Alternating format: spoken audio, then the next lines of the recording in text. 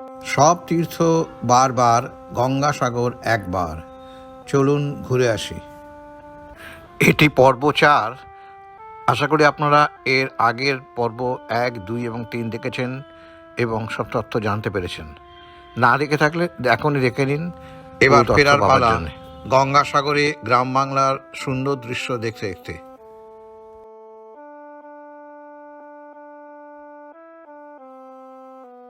বুড়িগঙ্গার জলে অস্তগামী সূর্যিমামা অপরূপ মায়া সৃষ্টি করে।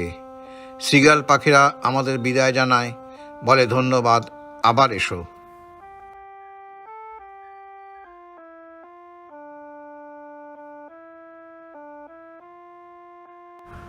গঙ্গাসাগরে একটি সমুদ্র সৈকত, একটি মেরিন পার্ক এবং একটি বাতিঘর রয়েছে, যেখান থেকে সমুদ্র সৈকত এবং বন্দরের উপর চমৎকার সূর্যোদয় এবং সূর্যাস্তের দৃশ্য দেখা যায়। দ্বীপটি প্রযুক্তিগতভাবে সুন্দরবনের অংশ, তবে ম্যানগ্রোভ নেই। যাতায়াতের জন প্রতি আনুমানিক খরচ শিয়ালদা থেকে কাকদ্বীপ যাওয়া আসা 25 টাকা করে একদিকের ভাড়া, দুদিকের ভাড়া 50 টাকা। স্টেশন থেকে লট নাম্বার 8 টোটো করে 20 টাকা একদিকের করে, দুদিকের 40 টাকা। লট নম্বর 8 থেকে কচুবেড়িয়া লঞ্চে করে 9 টাকা ভাড়া, দুদিকের 18 টাকা। কচুবেড়িয়া থেকে গঙ্গাসাগর বাসে 40 টাকা এক দিকের, দুদিকের 80 টাকা।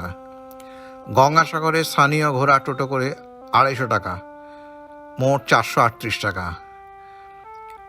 এরপর কাকদ্বীপ স্টেশন থেকে বিকেলের ট্রেনে কলকাতা।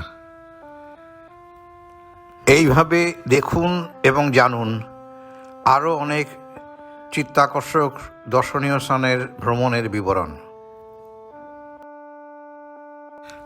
আশা করি এই তথ্য এবং বিবরণ আপনাদের ভালো লেগেছে। আপনারা চ্যানেলটি দেখুন, আনন্দ করুন, শেয়ার করুন এবং সাবস্ক্রাইব করুন। ধন্যবাদ।